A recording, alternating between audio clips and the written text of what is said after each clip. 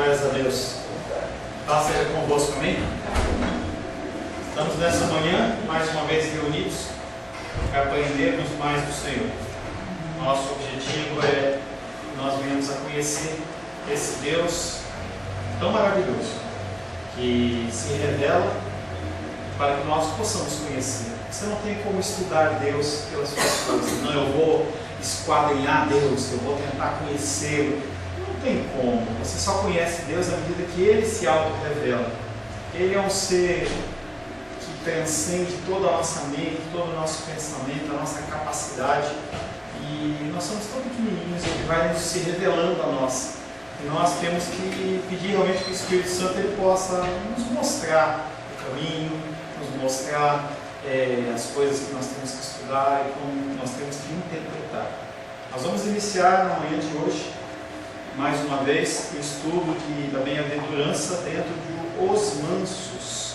Mateus capítulo 5, verso 5, fazendo um breve resumo. Eu amo esses resumos porque cada vez que a gente passa, a gente aprende mais. Sempre tem uma coisa que a gente esquece e a gente acaba falando novamente. Mateus capítulo 5, verso 5 diz: bem-aventurados os mansos, porque herdarão a terra. Interessante que nós já falamos que quando você fala em sociedade, você fala da humanidade dos dias de hoje, a humanidade ela é totalmente contrária a esse tipo de pensamento, esse tipo de raciocínio. A gente estava comentando conosco aqui, ela tem um chefe que o cara é brutão, entendeu? E ele acha que ele pode se impor aos outros através da violência, através da agressividade. E isso é o que o mundo prega. E quando você fala sobre mansidão, as pessoas falam assim: de onde vem isso? Porque não, você tem que ser de um jeito mais duro, você tem que ser de um jeito que as pessoas não percebam a sua fragilidade. Porque as pessoas elas não entendem o que é mansidão. Bem-aventurados os mansos, porque eles herdarão a terra. Está falando sobre finalidade, falando sobre futuro. Você pode ser uma pessoa que num breve momento você tem um domínio, mas esse domínio é um domínio passageiro, não é um domínio que é eterno. Nós, do cristianismo, nós não trabalhamos nas coisas momentâneas. O cristianismo não tem essa ideia. Sim, o Senhor se preocupa com a sua alimentação, sim, o Senhor se preocupa com o seu vestuário, com o transporte, com a sua vida, mas o propósito inicial, o propósito principal, o cerne principal é a sua vida eterna. Ele sabe que nós precisamos de todas as coisas que nós necessitamos e Ele as concede, Ele nos garante isso. O método espiritual enfatizado na declaração do Sermão do Monte não é um estudo exacerbado da sociedade, o conhecimento antropocêntricos do homem como ele age, mas é algo espiritual que trata sobre humildade, sobre choro e sobre mansidão. Como nos degraus de uma escada, cada passo ele vai se tornando mais difícil. E confesso a vocês que é um procedimento meu, eu acordo um pouco mais cedo, volto às 6 da manhã no domingo, para poder dar uma repassada em tudo. E eu fiquei extremamente constrangido em relação à mansidão, em relação a algumas situações em que o Senhor ele coloca, não o pastor Paulo, não a dos reis, não a Diene, não a Rosângela no padrão, mas coloca o próprio Senhor Jesus Cristo. E quando você para se comparar com Jesus em relação à mansidão, você fica envergonhado. Eu fiquei extremamente envergonhado hoje pela manhã. Fiquei olhando e falei assim: Deus, como que eu posso estar ministrando sobre mansidão em comparação com o que eu tenho? E o Senhor ele fala: é assim mesmo. É assim mesmo. Você quando começa realmente a se olhar perante a ótica da palavra de Deus, você se envergonha. E aí você começa a olhar para uma série de situações em que as pessoas elas te maltratam, elas te usurpam, elas te escarnecem e a gente sempre se posiciona. A gente sempre quer, não, eu não sou bobo, eu sou crente, mas não sou bobo. Jargão cristão errado. Jesus Cristo, quando ele era afrontado, ele não batia de frente. Era tão interessante, parece que a gente lê a Bíblia de uma forma muito particular à nossa vontade. E a gente faz uma interpretação da Bíblia conforme os nossos desejos. Mas a Bíblia não funciona dessa maneira. Quando você olha o exemplo, entre aspas, de Jesus, você vê a figura de um ser, de um homem, em que ele entende que os outros são prioridade em todas as coisas. Como é difícil isso. Muito difícil isso. Nós falamos sobre uma série de pessoas, sobre Abraão, sobre Moisés, e caminhando, nós falamos que a mansidão não é uma disposição natural, é algo produzido pelo Espírito de Deus. Você não consegue desenvolver a mansidão por si próprio. Não há como você fazer um curso sobre mansidão. Não há como você contratar um personal trainer de mansidão. Você olha para uma pessoa que ela é mansa e fala assim: me ensina a ser manso. Isso acontece muito nas religiões orientais, em que as pessoas têm um mestre, e eu só posso lembrar de um filme antigo que alguns conhecem, do gafanhoto do Kung Fu, em que ele ficava junto com o mestre era cego, ele ficava ensinando uma série de conceitos para ele. Você não aprende mansidão com homens, porque os homens não são mansos.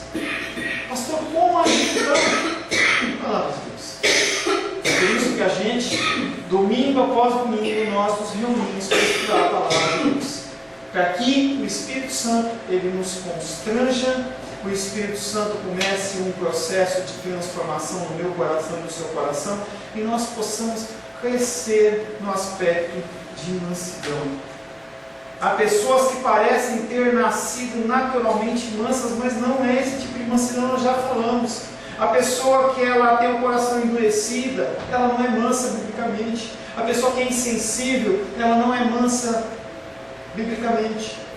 A pessoa que é frouxa, ela não é bíblica, não é mansa biblicamente. E a gente tem uma série de conceitos emocionais que a gente quer trazer para esse tipo de padrão bíblico, ele não encaixa. O padrão da mansidão bíblica é algo desenvolvido pelo Espírito Santo.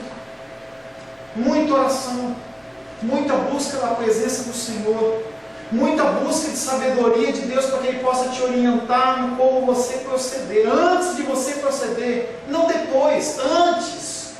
A gente tem que caminhar por um marco zero, em que a gente não é manso, e tentar voltando atrás. Voltando atrás como, pastor? Na nossa mente. Porque nós matamos pessoas com os nossos pensamentos. Matamos. O homem manso é alguém que acredita em defender com tal empenho a verdade que ele está disposto a morrer por ela. Morrer por seu eu, não necessariamente morrer fisicamente.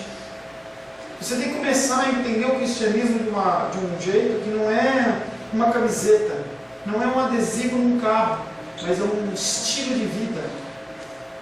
É um estilo de vida.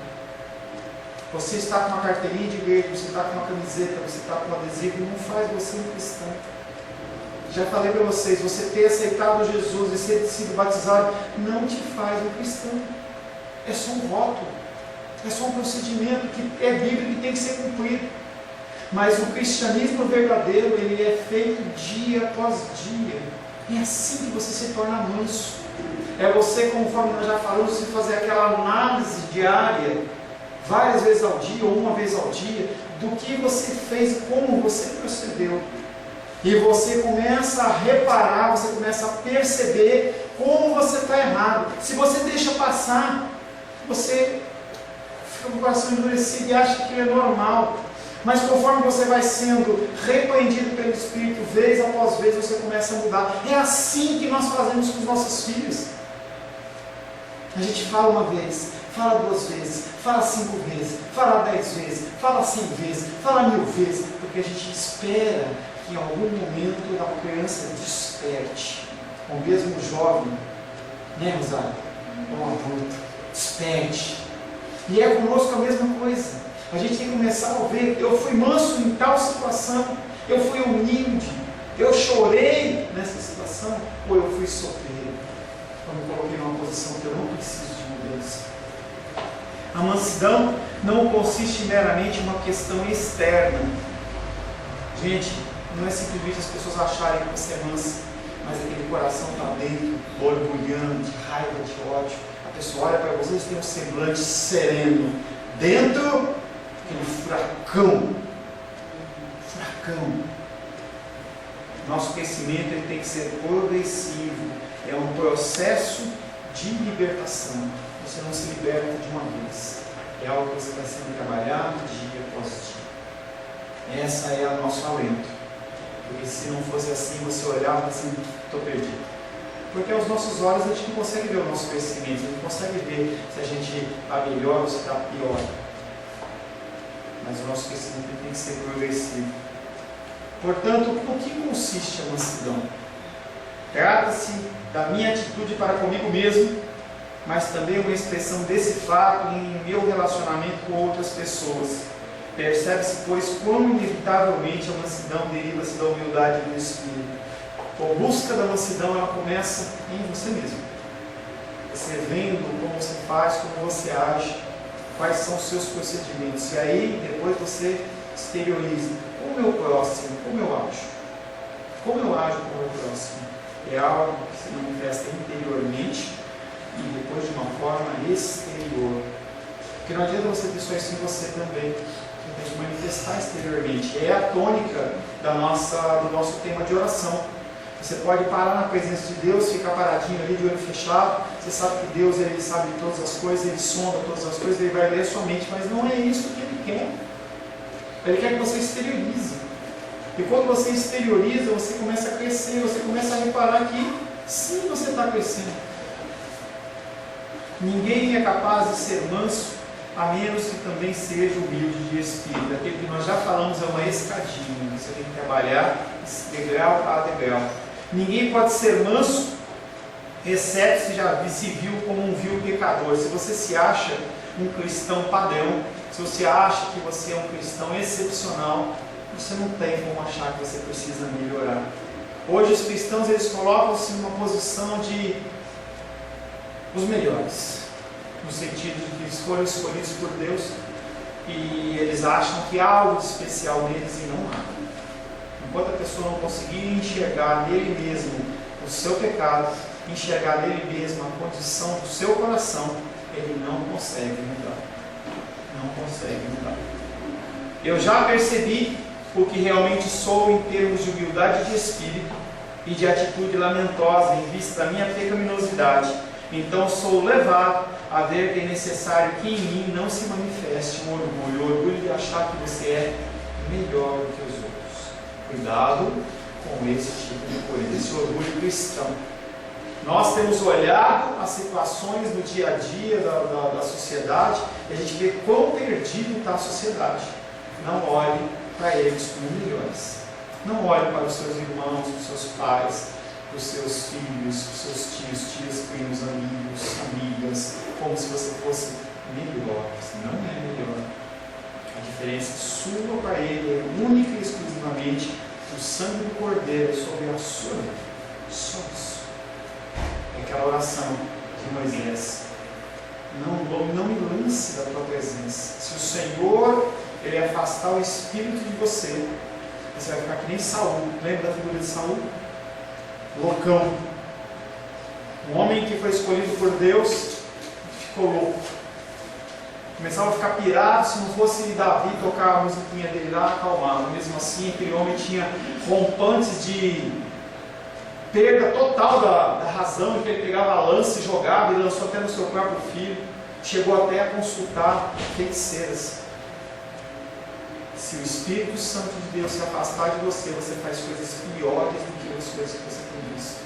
O teu conceito moral, a tua origem moral que você aprendeu do papai e da mamãe não é suficiente para segurar o ímpeto da minha carne e da sua carne. Você tem que acreditar e entender isso. O indivíduo manso não se orgulha de si mesmo. Você não pode se orgulhar da manifestação do Senhor na sua vida através da mansidão. Hoje a gente vê nas igrejas cristãs evangélicas a manifestação do orgulho das pessoas. Se a pessoa está sendo utilizada por Deus de alguma forma, ela se orgulha como se ela fosse melhor. E ela se coloca acima dos outros. Você não consegue chegar perto de um pastor famoso. Há umas semanas atrás mostrou um líder de uma grande igreja tentando chegar no púlpito e as pessoas queriam ter contato com aquele líder. E ele gritava para aquelas pessoas assim: dá licença, por favor, não me toca. pessoas elas começam a achar que elas são melhores e são especiais. Não são. O apóstolo Paulo, ele clamava a Deus que o Senhor tirasse dele o espinho da carne.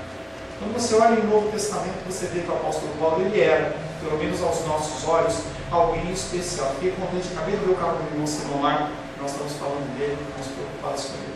Quando ele entrar, eu vou interromper rapidamente a aula para dar um abraço para ele, tá? As pessoas, elas acham, porque Deus se manifesta através deles, acham que eles são melhores. Você não pode achar que você é melhor. Lembre que Deus já utilizou uma mula. Pastor, eu sou que nem uma mula? Não, o sangue do Cordeiro é sobre a sua vida. Não está sobre a mula. Mas a mula pode ser um instrumento do Senhor, como qualquer outro ser, até uma pedra.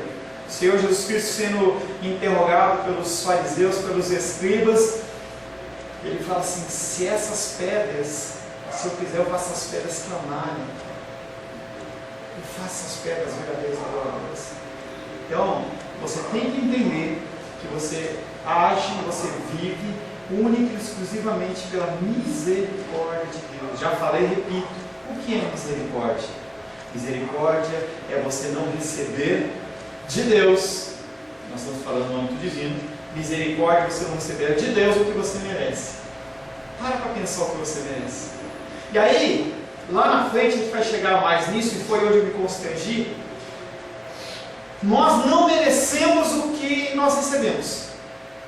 Quando você começar a olhar para a sua vida, e você começar a olhar a saúde que você tem, ou que você não tem, o seu plano de saúde, sua aposentadoria, seu trabalho, a sua perfeição física, você é digno disso, você é merecedor disso. E aí quando você começa a perceber que você não é merecedor de nada em relação a isso, e nós nem chegamos a falar sobre salvação, você começa a olhar para as pessoas com uma outra ótica.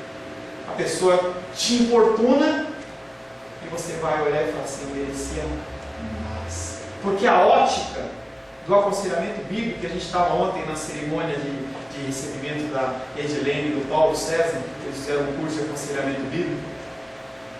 A ótica do aconselhamento bíblico é: você não tem o que você merece. Você não tem o que você merece. Faz o senhor. Então, eu entro para dar um verso. Obrigado. Problema deles. E alguma vez para você. Você quer falar? Não, ninguém faz. Depois eu explico. Amém, amém. Nós estávamos preocupados em relação a você. Quando você olha para uma situação, você que está aí, se não entendeu nada, assistindo o vídeo, entendeu? Fui comentar o irmão que fazia tempo que a gente não ouvia. Tá? Quando você começa a olhar para você, o que você tem, o que o Senhor concede a você, você não tem direito para reclamar das coisas que acontecem na sua vida. Se alguém vier te afrontar, você tem que lembrar de quem? De Cristo. Quando foi afrontado, não bateu de frente. Você não encontra Cristo batendo de frente com esses homens. Quando ele está perante Pilatos, com aquela coroa de espinho enterrada no crânio, sangue correndo, a costa toda rasgada, e aí eles colocavam aquele véu, quando grudava, eles arrancavam o véu, aquela dor desgraçada, e ele com autoridade fez assim: ó, acabou. Mas você não sabe, Jesus, que eu tenho autoridade para te libertar? Pilatos, você é um miserável. Não, Pilatos, você só tem autoridade porque o meu Pai te deu essa autoridade. Você é o rei? Sou, mas eu não sou o rei daqui. Você não percebe, pela leitura, você não percebe mudança de tom de voz de Jesus em relação à situação. Ele não muda o tom de voz dele. Ele é uma pessoa que fala com uma voz tranquila, mansa. É assim que nós temos que agir. É assim que a gente tem que buscar agir. O indivíduo manso não se orgulha de si mesmo, não se vangloria seu próprio respeito, sob hipótese alguma. Sob hipótese alguma. Tem relatos de pessoas que são pela igreja perseguida, E a mulher, eu lembro de um tempo atrás, talvez um ano atrás, eu estava lendo um relato de uma moça na África, uma mulher na África com seu filho no colo, estavam numa reunião adorando a Deus, os soldados entraram, o cara pegou o bebê dela de colo, jogou pela janela. Ela se levantou, foi lá, pegou o bebê dela morto, colocou no colo e continuou louvando o Senhor. Gente, são extremos, mas são extremos possíveis. E a gente, com coisa mínima, a gente se magoa, a gente se entristece. A gente tem que parar de ser esse crente dodóizinho, que qualquer coisinha, ai, ninguém, ele não falou comigo, não sei o que. Isso acontece demais na igreja. Em igreja grande, então, em que eu não tenho essa liberdade, por exemplo, de abraçar o irmão na porta, porque se eu quiser, eu tenho que fazer com todo mundo. E aí as pessoas que não recebem abraço, por que o pastor não me abraçou? A dos reis falam assim, peraí, eu cheguei antes do Sinomar e ele não veio aqui me dar um abraço. As pessoas ficam dodóis. A gente tem que parar com isso. A gente tem que começar a agir como cristãos verdadeiros. E é isso que o Senhor espera de nós. Se me permite, talvez isso porque não saibam o que estou passando. O Senhor tem ciência. E eu não achei oportuno dizer para a igreja. Então, há certa razão do seu procedimento em relação a mim. Há certa razão. Mas aí, meu querido, você tem que entender que a minha ação, ela não pode ter um respaldo em algo que você possa sentir. Se o irmão Sinomar não for abraçado, ele vai ficar dodói. A nossa obrigação como cristãos é agir ativamente. Você como um cristão, você não pode ficar dodói na passiva. Esse é o problema. Nós somos chamados a agir com amor no Senhor.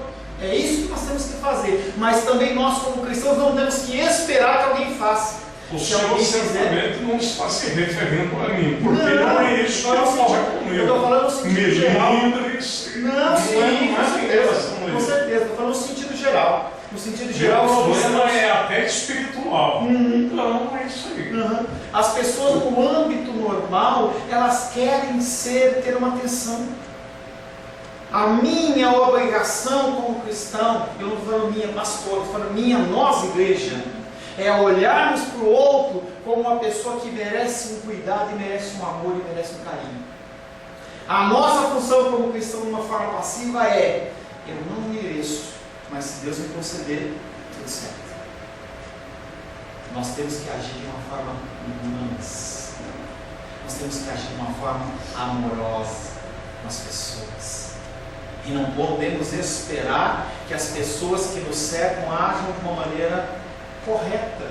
Sabe por quê? Porque eles são tão pecadores como nós. As pessoas, elas têm as dificuldades, elas têm os problemas e elas não vão agir como a gente espera, porque elas continuam sendo pecadores como nós. Tem um livro que eu já citei para vocês que chama O que você esperava? Uma situação de divórcio ou de adultério. O que você esperava? As pessoas, elas têm uma série de dificuldades e é difícil você esperar e aguardar que a pessoa trate você de uma maneira normal ou de uma maneira correta. A gente não consegue. Eu posso falar uma palavra? Pode, minha querida. Eu quando venho aqui, eu venho com o coração para... Pode subir, Sossô. Desce lá, Sossô. Sem molinho. Mas eu nunca espero receber tudo que eu estou recebendo, que eu sempre recebo. Eu venho porque eu gosto de estar aqui e quero receber o Senhor. Mas quando eu chego aqui, toda vez eu me surpreendo.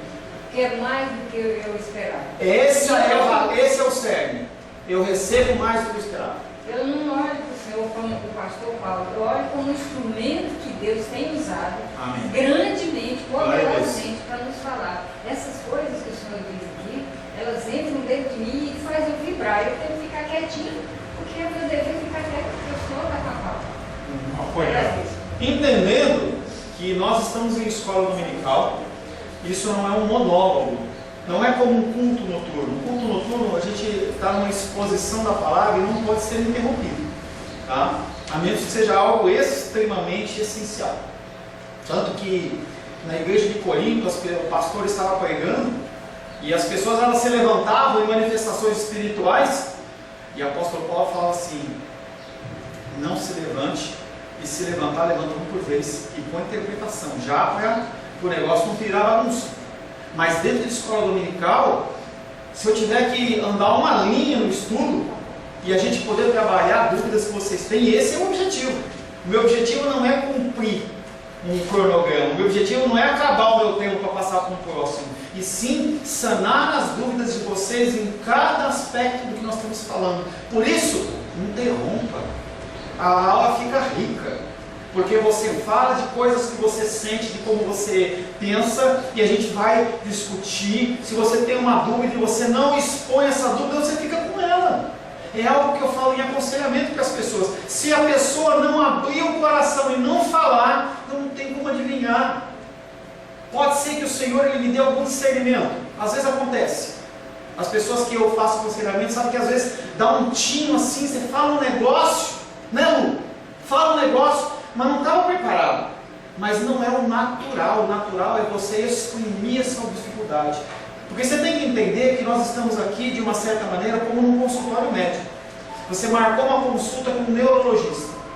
Aí você vai lá, o médico te atende e fala: boa tarde, o que te traz aqui? Aí você faz assim: em que eu posso te ajudar? Deixou o cara adivinhar. Pois é. Mas fala aí, você está sentindo alguma dor? E o que eu acho assim, eu vejo isso, e olha, eu vejo uma ordem espiritual. Eu consigo ver isso. Eu não tenho visão, eu não falo língua, eu não dou profecia para mim, mas eu sinto de Deus as coisas. E para mim vejo isso como assim, ordenado, uma palavra que é para encaixar dentro de mim, para eu não esquecer aquilo, porque tem ordens que vêm de lá para cá. Para mim tem. Eu vejo bonito, como se fosse uma estrada aberta para você seguir. E você acha que Deus ele quer que você fale porque ele não sabe? Peraí. Você acha que Deus quer que você fale porque Aí ele ele não sabe? entender o que está acontecendo. Para ele poder pode saber. não. Você acha que ele se encaixa naquele exemplo do médico que eu falei? Você acha que é isso? Você está enganado. Você acha que se ele não quisesse, ele não capacitava o pastor ou o líder, ou quem quer que seja, com um entendimento, um discernimento sobrenatural tal, em que ele olhava que nem Jesus olhava para o coração da pessoa e falava assim: eu vejo o que você está pensando. Mas ele não quer isso. Porque esse Deus, ele não é mais um Deus de ele longe e a pessoa aqui. Não é dos cultos da Idade Média, que o sacerdote ele ficava lá, pregando em latim, as pessoas arrancando o negócio da unha, porque não estava entendendo nada. Cumpriu, acabou, amém. Isso eu entendi, o cara falou amém, eu passo embora. Não é esse Deus. Esse Deus ele quer se relacionar com você, ele quer que você fale. A gente fala bastante oração. Você tem que falar. A gente espera, Deus espera que você se exponha, que você fale o que você está pensando. Só um exemplo antes de passar a palavra para vocês, Silmar. Certa vez lá em Goiás, lá em São Paulo, a rua acompanhei isso aí. Numa escola dominical, que não era uma dominical, era mais uma consagração que a gente tinha no dia de Santa Ceia, era um procedimento. Então a dominical era no fim da tarde, no começo da tarde, antes do culto. E de manhã, como era dia de Santa Ceia, tinha um culto de consagração. E a gente orava mais, a gente louvava, tal, se preparava espiritualmente. E aí, eu sei que num momento, o pastor ele passou e deixou eu coordenar, e eu comecei a falar sobre pecado. É algo que já ardia no meu coração. E ele gostou daquilo. Ele falou assim: pastor Paulo, eu gostei disso. Você pode fazer isso à noite? Eu falei: posso. O líder do louvor era uma pessoa que tinha um entrosamento enorme comigo. Ele parece marido e mulher, sabe? E eu sei que ele falava um negócio, eu entendia, eu completava. Mas era um amigo meu muito chegado. Ele já veio aqui, Renato. Não sei se quem já viu aqui um rapaz negro. Entendeu que ele fez louvor uma vez aqui. Uma vez ele veio aqui. E aí a gente tinha um entrosamento muito grande, porque ele estava tocando louvor, chegava um momento, ele olhava para mim, eu sabia que era hora de entrar, ele sabia também. E eu entrava, ele diminuía o volume do negócio, eu falava um pouco, eu encaixava, ele fazia um sonzinho, ele falou: maravilhoso. Eu comecei a falar de pecado. Comecei a falar sobre arrependimento. Não estava pregando. E eu sei que as pessoas elas começavam a se levantar, confessando adultério, no meio da igreja, confessando homossexualismo. É um negócio que eu fiquei olhando assim. Foram 4 semanas contadas que isso aconteceu. Na 4ª semana, o meu pastor me chamou e falou: pastor, quero falar As pessoas estão se levantando, se convertendo. Pois é, pastor. Eu tenho recebido algumas reclamações. Reclamação do quê? As pessoas estão se sentindo constrangidas. Eu falei, glória a Deus, porque essa é a ação do Espírito Santo. Mas eu queria pedir para você mudar um pouco, tal, falar um pouco mais de vitória, um pouco mais de bênção. Eu falei, pastor, eu entendo que a direção da igreja foi dada por Deus para você. Da mesma maneira que eu tinha muita liberdade com ele, da mesma maneira que o senhor tem a liberdade de falar comigo, eu tenho que ter a liberdade de falar assim, essa é a direção do Espírito Santo de Deus. Se o senhor preferir, eu paro de fazer. Eu prefiro. Acabou. Simplesmente porque as pessoas elas não queriam se sentir incomodadas. Mas se alguém não falar, não borbulha esse tipo de coisa. Fale, amigo. Belo exemplo que o senhor deu aí agora. Mas o que eu quero falar, para não deixar em suspenso, porque me deu a oportunidade, porque ela inclusive falou de espiritualidade. Então, para as pessoas entenderem o que se passa comigo, meus problemas físicos, muita gente sabe, principalmente o pessoal desde a outra igreja, sabe meus problemas físicos, mas não conhecem a minha tentativa de prestação com Deus, de eu procurar fazer uma evolução espiritual. Então eu quero ter uma convicção, não eu ter a convicção, eu encontrar um caminho para me percorrer a trilha correta e não para procurar uma alternativa. E por não concordar com muitas coisas das igrejas, eu passei a estudar muito, conversar muito com Deus, com o Espírito Santo sobre isso. E a verdade que aos poucos está me revelando os dogmas religiosos obstaculam a verdade real da coisa. Então, essa outra parte eu não vou comentar, não, eu ia fazer um comentário. Então, por conta disso, é que eu estou procurando qual é o caminho verdadeiro. Cristo é o caminho verdadeiro. Amém. Deus, o Pai, é o caminho verdadeiro. Porém, não são essas figuras bíblicas. São citados pela Bíblia, mas não fechado, com sinal fechado, o pacote entregue. E é sobre isso que meu espírito está esclarecendo, porque eu quero morrer em paz. Eu não quero morrer conduzido voluntariamente por um caminho mau. Entendeu? Então é sobre isso. E eu estou em fase estou desmaiando, porque eu estou com labirintite, já tive 3 princípios de infarto, eu tenho princípio de esclerose, com mais circulação nas pernas, por ter trabalhado tantos anos só sentado, quase dia e noite. Não participo de Facebook, não participo de correntes sociais, de redes sociais, não estou respondendo SMS. E meu telefone, quando chama, eu atendo. Só que às vezes eu esqueço, eu esqueço ele em casa, esqueço no carro. Esqueci de desligar e foi uma briga para desligar ele aqui, para ele não chamar durante a piada. Então, o meu problema, mais novos estão se agravando aos mais velhos. Então, como eu aceito o que vem da vontade de Deus, de muito bom grado e esperançosamente eu espero a orientação espiritual do meu Jesus, entendeu? Então, que é o mesmo seu, que é o mesmo de todo mundo, porém com óticas diferentes.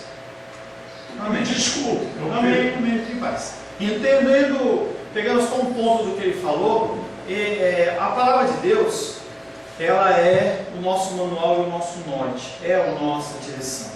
A Bíblia, ela se basta. Você não precisa de livros psicológicos. Se você se fixar apenas na palavra de Deus, é suficiente. O Espírito Santo, que foi quem inspirou, ele é capaz de te dizer o caminho. E aí uma coisa bem interessante que o irmão Sinomar falou é sobre isso de pacote. Quando você vê na palavra de Deus sendo referenciada a figura de Deus Pai, Deus Filho, Deus Espírito Santo, a Bíblia não nos limita. É algo que eu falei logo no comecinho. Você tem que entender que o que nós conhecemos de Deus é o que Ele nos revela de si mesmo, porque Ele é extremamente, incomensuravelmente maior do que a palavra de Deus. Aqui tem a revelação dele, do que ele se permitiu revelar para que você e eu conhecêssemos, mas ele é muito mais do que isso. Não há como nós colocarmos Deus Pai, Deus Filho e Espírito Santo dentro de um padrãozinho que você quer que aconteça. Isso não existe. É por isso que aquela ideia do médico, será que se eu não falar Deus não vai saber? Gente, para com isso. Deus, ele é extremamente maior. Vou falar hoje à noite sobre um conceito que eu já comentei com alguns, sobre o conceito da imanência e transcendência. Quão grande esse Deus é e por que ele se relaciona conosco?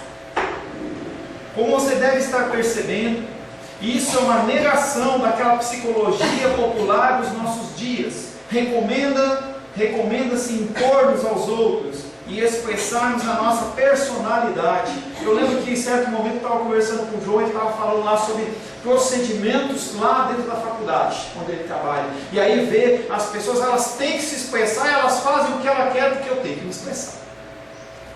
Ontem estava vendo uma manifestação numa rede social, mostrando um homem, entendeu, de quatro, abaixou as calças e rebolando. Que manifestação é essa? Não, eu tenho que me expressar. Não é assim que funciona. É um conceito que eu tenho tratado com vocês também, o conceito do moral, o conceito do imoral e o conceito do amoral. As pessoas, elas não têm mais padrão. Pode agir como quiser. Tenho falado com os jovens que eu aconselho. A geração de hoje dos jovens, até 25 anos, é a geração que vai destruir a cultura ocidental dos nossos tempos. Por essa liberalidade, posso fazer o que eu quero, essa bagunça vai destruir. As pessoas não têm padrão. Quem ouviu um áudio que a Rosângela disponibilizou ontem, conflito nos Estados Unidos, o estado da Carolina do Norte, do Sul, não sei, lançou uma lei dizendo homem precisa usar um banheiro de homem e mulher precisa usar um banheiro de mulher. Ridículo, né? Mas ela lançou uma lei. O presidente foi contra e processou eles, mandando um decreto dizendo não, o homem, se ele se sentir homem, ele vai no banheiro do homem, se ele quiser, se ele achar que é mulher, ele vai no banheiro das mulheres. Identidade de gênero. Se hoje eu me acho mulher, eu vou no banheiro das mulheres. Agora você imagina os seres pecaminosos que são, os homens em especial, as mulheres não ficam longe, mas os homens em especial, eu decido entrar no banheiro das mulheres. Está lá a Sofia, está lá a minha Luísa, está lá a B, e aí entra um marmanjão lá porque ele acha que ele é mulher e ele vai lá. Gente, a moral, não tem mais padrão a coisa. Não tem mais padrão a coisa. E aí o João hoje respondeu lá no negócio assim, isso já acontece aqui na faculdade. Que doido. Que doido. E como é que a gente faz para mandar? Estou vendo a minha filha crescendo, estou vendo a B crescendo, Sofia ainda pequenininha, mas daqui a uns anos ela está na faculdade. Eu não posso mandar minha filha para uma faculdade dessa, porque pode ser que ela se perverta. Porque olha o contexto que vive. Uma menina está lá, urinando, entra um marmanjo. Que coisa mais doida! Isso aconteceu com aquele jogador de futebol carioca no mundo. É um que do pé pequeno, famoso por bater falta, que estava na Arábia Saudita trabalhando, botou uma burca e entrou no banheiro feminino. E aí ele foi descoberto, porque as características do homem, até no comportamento de entrar, ficar observando e voltar, é diferente da mulher. E aí ele foi até expulso de lá, a imprensa daqui escondeu, mas só. Sorte dele que não mataram ele, né? Porque lá o negócio, a lei saiu no fosse como o cara se mata. É um machinho, né? Eu sei quem que fala. Pois é. Como você deve estar percebendo, isso é uma negação da psicologia que diz que nós temos que nos impor e nos expressar na nossa personalidade. Aquele que é manso não quer fazer essas coisas, antes se envergonha delas. Por semelhante modo, o indivíduo que é manso não exige coisa alguma para si mesmo. E essa frase é dura. A pessoa que é mansa, ela não exige nada para si mesma. Começa a pesar. Se a gente parar agora 2 minutinhos para você fechar o olho, já era. Imagina o anjo vem aqui com a espada e ele fala assim: feche seus olhos. Não é para receber a bênção, não estende a mãozinha. Espera um pouquinho. Se você cometeu, hoje são 10h27 da manhã. Tá? 10h27. Mas você está acordado no máximo há 4 horas. No máximo há 4 horas. Será que não passou nenhuma reivindicação dessa no teu coração? Se passou, você vai para o inferno. Ixi, ficava vazio. Ia ter que chamar alguém para pregar aqui, porque eu já ia embora. Gente, nosso coração é pecaminoso demais. A gente sempre acha que a gente tem direito a alguma coisa. Você não tem direito a absolutamente nada. Absolutamente nada. Mas e se? Não tem mais e se nada. O mais e se é da porta da igreja para fora, no sentido de você ser um ímpio ou você não ser um ímpio. Se você é uma pessoa que não é cristã, aí você tem o mais em si. Se você tem o mais em si, você é cristão, você tem que caminhar por um despojamento. A você dia após dia identificar. Se você não identificar isso em você dia após dia, você vai passar e você não repara absolutamente nada. Por semelhante modo, o indivíduo que é manso não exige coisa alguma para si mesmo. Não considera todos os seus legítimos direitos como algo a ser exigido. Olha só, casamento, marido e mulher, pai e filho. Eu exijo que meu filho me trate com respeito. Você não tem que exigir coisa nenhuma. Ele tem que ser educado mas você tem que exigir no sentido de cumprimento da palavra e não que o Senhor não deixe de ser glorificado, e não porque você é melhor e você tem que ser honrado. E é assim que eu ajo, é assim que você age. O nosso filho está fazendo uma bagunça lá, você não está querendo ensinar ele para ele ser uma pessoa melhor, não, você não quer ser incomodado no seu momento de descanso. Você está querendo ver o teu negócio lá, você está jogando, você está vendo um programa de televisão, está tomando um vinho, não, você não quer ser incomodado. Motivação errada. E isso nós ensinamos para os nossos filhos. E quando eles agem como nós ensinamos, nós achamos ruim. Não faz exigências quanto à sua posição. E aí eu vejo as igrejas complicadas. Eu, como pastor, não tenho direito de exigir nada de você. Eu não sou melhor, eu não sou mais ungido. Conceito errado. Não sou o ungidão. Eu brinco muito com a Luísa em relação a isso. Ungidão, não sou ungidão. Eu sabe que eu piso no chão? Sabia disso? Eu sinto o chão. Se você pegar uma faquinha e cortar, que sai sangue, não sai óleo. Sabia disso? Você sabia que eu tenho os mesmos problemas que você tem? O pastor ele não tem direito a exigir algo. O líder não tem direito a exigir algo. Aquela ideia assim, você sabe o que você está falando? Essa arrogância toda. Mas é assim que as pessoas agem. E conforme você vai crescendo, você acha que você é melhor. Você acha que você é melhor. Não faz exigências quanto à sua posição, aos seus privilégios, às suas possessões e à sua vida. E aí já dá uma narração bem legal para você. Não faz exigências quanto à sua posição. Não faz exigências quanto aos seus privilégios. Não faz exigências conforme as suas possessões. Eu tenho um carro assim, assim, assado, eu tenho uma casa. Ou a sua situação de vida. Não. Mas ele se assemelha ao homem tratado pelo apóstolo Paulo em Filipenses, Filipenses capítulo 2.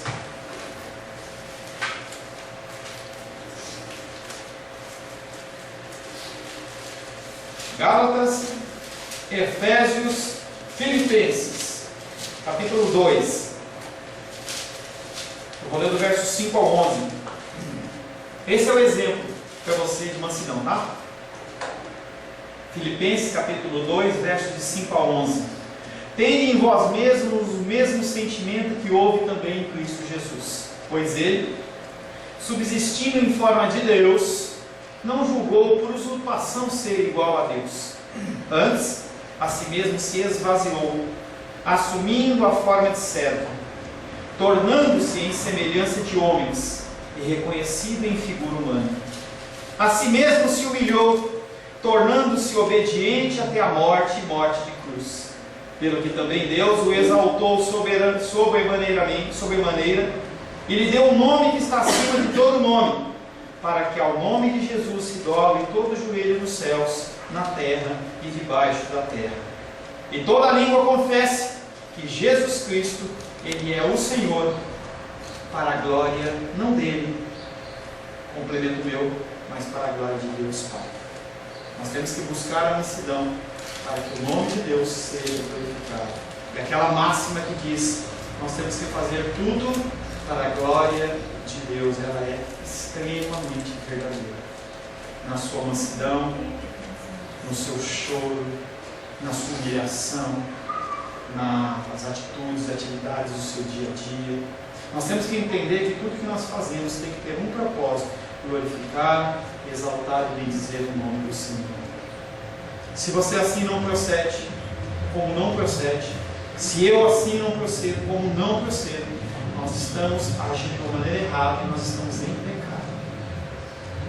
Nós estamos em pecado. E aí a gente tem a mania de encontrar pecado apenas em coisas sociais. Matar, roubar, usar droga, se prostituir, são pecados. São pecados, a palavra de Deus condena. Namoro promíscuo, todas essas coisas são condenáveis pela palavra de Deus, pela sociedade. Apesar que a sociedade agora está mais liberal em alguns aspectos. Mas para Deus, a falta de mansidão do seu coração, do meu coração, é pecado, passível de morte. Todo pecado tem um salário: morte. Morte espiritual. Você se afasta do Criador. O Criador, Ele é santo, santo, santo. Ele só se relaciona com você dentro dessa santidade. Você como uma pessoa que age por consciência. Porque você, cada vez que você vem na dominical, você está recebendo mais um grãozinho de areia naquela balancinha que você tem. Entendeu? Que vai te dar a capacidade de você discernir sim ou não. Se você não sabia, você não vai ser culpado por isso. Mas se você aprendeu, você tem que começar a colocar em prática. Esse é a tônica cristã. Você começar o seu processo de transformação a partir de uma instrução. A partir de uma instrução. E você tem que mudar o seu comportamento. Se você não muda o seu comportamento, Deus olha para você como uma pessoa iníqua. Uma pessoa que sabe a verdade, sabe o que é correto e mesmo assim age errado. E é diferente de você saber que é errado, saber a instrução e você não conseguir, você está caminhando, eu estou lutando para me libertar disso. É diferente. Quem mede isso, pastor Paulo? A sua mãe, o seu pai, o seu marido? Apenas Deus. Nossa função é instruir. Você passar o que você aprende através de atos, porque as pessoas têm que ver em você, não um cara que fala muito bem. Porque as pessoas que convivem comigo, se elas começarem a ver em mim atitudes diferentes das coisas que eu prego, contrárias e não uma luta de conversão, porque eu exponho para vocês que eu sou pecador também, mas eu estou lutando para me libertar de uma série de coisas. Eu luto, a Rosângela é a pessoa que vive comigo, eu tenho erros, tenho falhas, luto. É diferente de uma pessoa que se entregou ao pecado, que se entregou a um procedimento errado. Feche seus olhos. Senhor, em nome de Jesus, queremos, neste momento, colocar a nossa vida nas Tuas mãos, pedindo perdão pelo nosso agir. Nós não temos levado a Tua palavra a sério, nós não temos para que considerar os Teus ensinamentos e os Teus preceitos como verdadeiros, porque se assim não fosse, nós teríamos mudança de comportamento, mudança de vida, e não é assim que acontece. O Senhor é aquele que sonda o meu coração e os nossos corações, e sabe quão nós estamos estáticos e parados em relação às coisas espirituais.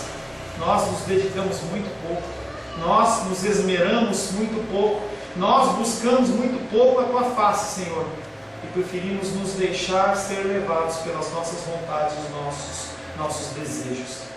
Sabemos que isso não agrada ao Senhor, por isso pedimos ao Teu Espírito Santo, que se está falando conosco, que grite nos nossos ouvidos e nos desperte desse marasmo e dessa paradão, dessa mordidão espiritual, para que o Senhor não venha a nos vomitar da Sua boca, Pai. Em nome de Jesus. Amém. Intervalo. Se você consegue tomar um café, toma um café.